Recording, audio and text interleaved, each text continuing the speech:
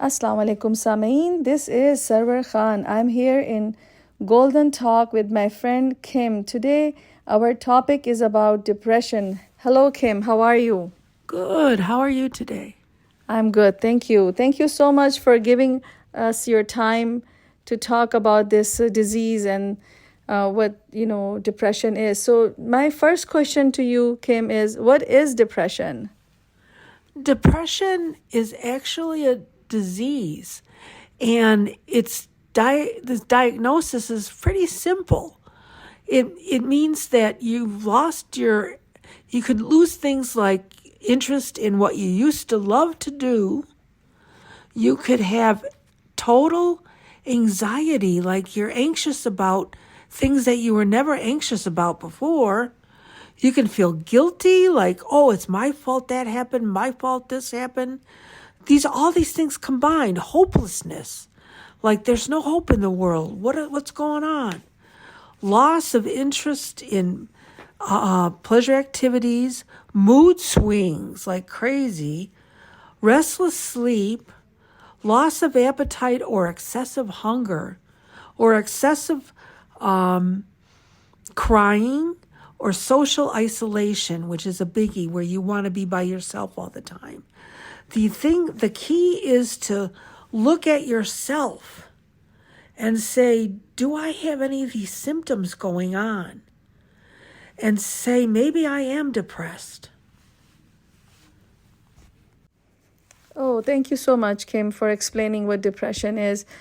So my second question to you, Kim, would be how it has affected you and how it has impacted your life.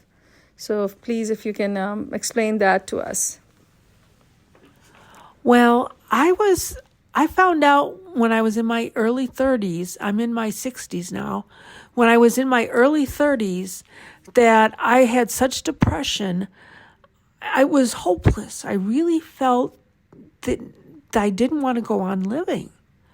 And I didn't understand why. Nothing I could do could make me feel any better. And I really felt I had isolated myself from all my friends and all my activities I used to do. I stopped going to outings to meet with them. I stopped doing all sorts of social events. I must admit that I also felt guilty. I felt guilty that I must be doing something wrong that's causing this. And luckily I had the forethought because I was afraid of suicide. And I have 2 brothers that had committed suicide. And I realized that depression falls in my family. And I had to do something about it. So I went to a psychiatrist. And she's the one that diagnosed me almost immediately with severe depression. In fact, she said that I needed to go on a certain medication. And I took that medication and I felt better. It took a while. It took a couple weeks to all get in my system and work things out. But I started to feel things like, I never realized people felt this way. I never knew this was normal. This was wonderful. And the depression had taken all that from me.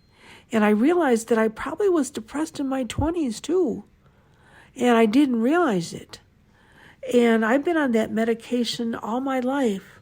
And I must admit, I live a pretty happy, normal life. And my doctor, I go to a psychiatrist at least twice a year, every 6 months, to check on the medications. But we find that that's good enough for me, my medications that I'm on now. But I definitely recommend anybody that has feelings of depression that they should definitely go to a psychiatrist. Just do it for yourself and for your family. Oh, thank you so much, Kim, on explaining what to do and when to go to see the psychiatrist. But if you can please elaborate on what prompted you to seek help. Well, when I said it in my 30s is when I actually came to the realization what was going on in my life at that time. My mother was dying, and my mother happened to be my best friend. And it was devastating to me. She was dying of cancer. And I was taking time off of work where I could. And my brother was unemployed at time at home taking care of my mom. And my dad had had a stroke a couple years before and couldn't help take care of her. So my brother was really taking care of my dad and mom at home, a place where I really wanted to be, but I had to be the one working. And so I felt guilty about working. I felt guilty about not being there. I knew I had to be at work. And at work, I wasn't getting things done. I found myself staring at a piece of paper and not working forward on it. I found myself, somebody would come ask me a question or ask me to do something, and they'd come back a little later and ask if I did it, and I'm just like, oh, I forgot. And I literally had forgotten. I found that I got scared. I really got scared because of the suicidal tendencies and everything that was going on and having to be strong for my mom. And that's what prompted me to go to the psychiatrist. I said, I've got to be strong. I've got to get through this. I got to find out what's going on. And I must admit, I did have a friend who prompted me to go and said, I think you need to go to a psychiatrist and see if you can get help. And that's when I started to go, and that's when I started to figure out everything through them. The psychiatrist definitely helped me figure out what was going on, and they were a good person to talk to because they had talked to many people that had gone through what I'd gone through. And they were very supportive. And at first, I think I was going twice a week to the psychiatrist. It would have been more often had been needed. At one point, we put me in what I call it camp for people that are depressed, but it actually was a daycare center. And I had, at this time, mind you, when my mom had passed away already, and I was on my antidepressants, I'd found myself going into a deeper depression again, and I didn't understand why. And the problem was, when we worked it out with my psychiatrist, I had just lost my job. I was laid off. And this had pushed me over the edge. So we tweaked my medications, diagnosed me as bipolar, which is an excessive depression, and tweaked my medicines so that I could cope with it better. And it took about a week, but we got through it. Me and my psychiatrist in 1 week of what I call depressive daycare. It's actually a nice place to be with people that are caring for you, give you activities to do during the day, and make sure that you're okay.